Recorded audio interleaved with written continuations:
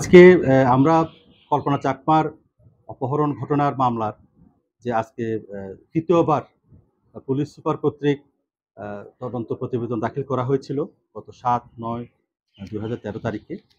তার এগেইনস্টে আমরা বিজ্ঞ আমলে আদালতে চিফ জুডিশিয়াল ম্যাজিস্ট্রেট ২৮/১১/২০১৬ সালে আমরা নারাজি দাখিল করেছি।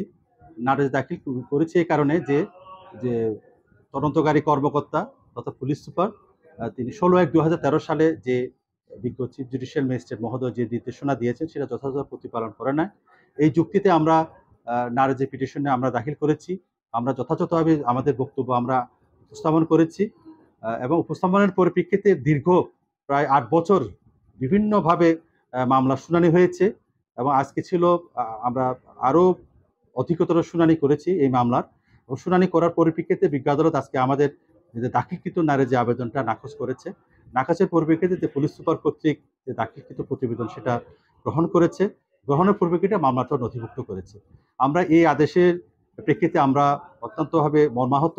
কারণ দীর্ঘ প্রায় ২৮ বছরের যে মামলার সেই মামলার যে কল্পনা চাকমা অপহরণের বিষয়ে অদ্যাবধি পর্যন্ত কোনো প্রকার যে কল্পনা চাকমাকে উদ্ধার করা সম্ভব হয় নাই, এমনকি যারা ঘটনার সাথে জড়িত তাদেরকেও কোনো চিহ্নিত করা সম্ভব হয় নাই। তিনটা তদন্ত প্রতিবেদন তদন্ত কার্যক্রম পরিচালনার প্রেক্ষিতেও। এই পরিপ্রেক্ষিতে আমরা এই এই আদেশের প্রেক্ষিতে আমরা সংক্ষুব্ধ এবং এই আদেশের বিরুদ্ধে আমি কল্পনা চাকমার বড় ভাই কালেন্দী কুমার চাকমা যিনি মামলার বাদী তার সাথে আমি আলোচনা করেছি। আলোচনার পরিপ্রেক্ষিতে তিনি আমাদেরকে সম্মতি দিয়েছেন।